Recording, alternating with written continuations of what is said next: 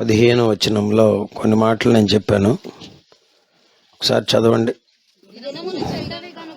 దినములు చెడ్డవి గనుక మీరు సమయమును పోనీయక సద్వినియోగం చేసుకుంటూ అజ్ఞానుల వలె గాక జ్ఞానుల వలె నడుచుకున్నట్లు జాగ్రత్తగా చూసుకోండి. అందరు నాతో చెప్పండి, దినములు చెడ్డవి గనుక మీరు సమయమును పోనీయక. ఓకే, సమయమును పోనీయక సద్వినియోగము చేసుకోమన్నాడు. సమయాన్ని పోనివ్వకుండా ఏం చేయాలి? ఎందుకని? దినములు చెడ్డవి కనుక. ఇది మధ్యకాలంలో నేను 2-3 చోట్ల ఈ వర్తమానం అందించా. మీలో ఎవరైనా విన్నారా? వింటే చేయి చూపించండి. ఈ ఫేస్బుక్ వ్యూస్ నమ్మటానికి వీల్లేదు. ఊరిని అలా వచ్చి ఊరిని లైక్ కొట్టి వెళ్ళిపోతారు. మనమేమనుకోండి, అబ్బో ఇవాళ నా వర్తమానాన్ని 1000 మంది చూశారనుకుంటాం. 1000 మందిలో ఒకళ్ళు కూడా పూర్తిగా అసలు మీలో ఎవరైనా చేతులు ఎత్తారేమో, ఎంతవరకు చూశారని అడుగుదాం అనుకున్నాను నేను. ఇది అందరికీ కావలసిన వర్తమానం కాబట్టి మీరు వినకపోతే మళ్ళీ వినండి, వింటే కూడా మళ్ళీ వినండి, వినకపోతే వినండి. సమయమును పోనీక సద్వినియోగం చేసుకోమన్నాడు. నా మనసు అయితే ఎలా ఉంటుందంటే, రాత్రి మేము నెలకూరు వెళ్ళాం కదా, అక్కడ 8 గంటల వరకు పనిచేసాం. చాలా దాన్ని ఏమన్నా నిద్రగనేరు చెట్లు అవి కొట్టాం. వెళ్ళే వరకు 6 అయిపోయింది మనకి ఇక్కడ ఉన్న పని ఒత్తిడిని బట్టి. అయినా 1.5-2 గంటల్లో చాలా పని దగ్గరగా మన 2 వ్యాన్లు నిండా లోడు కుర్రోళ్ళు కాబట్టి చేశారు. అక్కడ నుండి బయలుదేరి నెలకూరు నుండి సరే అదే ఊరు పెదకళ్ళేపల్లి వెళ్ళడానికి రామఖండం మీదకి వెళ్ళిపోవచ్చు అన్నారు. 2-3 దారులు ఉన్నాయి, అది అడ్డదారి. కానీ బాగా రోడ్లు అయ్యి సిమెంట్ రోడ్లు వేశారు కానీ మొత్తం అంతా కూడా కంప పెరిగిపోయింది, రోడ్ల మీదకి వచ్చేసింది. కారు వెళ్ళట్లేదు, కారు కష్టమైంది. నాకేమనిపించిందంటే, ఊర్లో యూత్ అంతమంది ఉంటున్నారు కదా, నేనైతే నా జీవితకాలంలో ఎప్పుడూ అటు వెళ్ళా, కానీ వాళ్ళు రోజు అటే తిరుగుతారుగా. ఏమా, ఎంతోమంది కుర్రోళ్ళు ఖాళీగా కూర్చుంటున్నారుగా ఏమండి. అయినా ఆ గ్రామాల్లో కూడా కొంతమందిని దేవుడు ఆశీర్వదించాడుగా.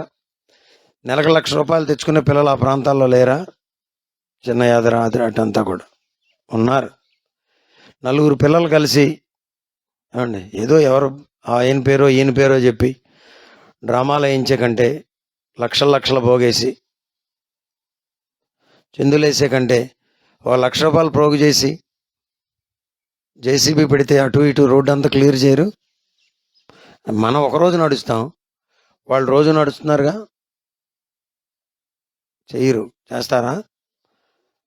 కొన్ని చోట్ల అయితే ఆ ముళ్ళు అట్లా రాసుకోవడం కనపడతానే ఉంది. ట్రాక్టర్ వెళ్ళినప్పుడు రాసుకొని, కారు వెళ్ళినప్పుడు రాసుకొని, అరిగిపోయి. అంటే రోజు అటు నడుస్తున్నారు, అరిగిందాక. ఇంకా విచిత్రమైన సంగతి చెప్తా. రాత్రి నేను కొట్టేసి నేను కారు ఎక్కగానే వస్తున్నాను. ఈలోపు ఒక ఆయన ఏదో అటు నుంచి కారు ఎక్కకపోతే నేను అనుకున్నా లేట్ అయిపోతాను కదా, ఇక్కడే స్నానం చేసి వెళితే అక్కడ కొంచెం టైం కలుస్తుందని. మా అమ్మగారు ఊరే కదా అది, అమ్మమ్మ గారు ఊరు, మా మేనమామ గారి ఇంటికని అటు వెళ్తున్నా. ఈలోపు ఒక ఆయన ఎదురు వస్తున్నాడు. చీకట్లో నన్ను గమనించుకోలేదు అనుకోండి. ఆయన కాళ్ళకి పెద్ద మండ అడ్డం పడింది రోడ్డు మీద, అది కూడా సిమెంట్ రోడ్డే. ఆ మండ ఊరినట్టు దులుపుకుని వచ్చేస్తున్నాడు, కానీ అది తీసి పక్కన ఇట్లా. ఇంకేంటి చెప్పండి, మనం తెల్లని వస్త్రాలు కట్టుకుంటున్నాం, మంచిదే. చెడగొట్టున్నాను అనుకో, మనం కట్టుకోమని చెప్పేదే నేను కూడా కట్టుకుంటున్నాను కాబట్టి. కానీ చెయ్యాల్సిన పని కూడా కొంతన్నా చెయ్యాలి కదా.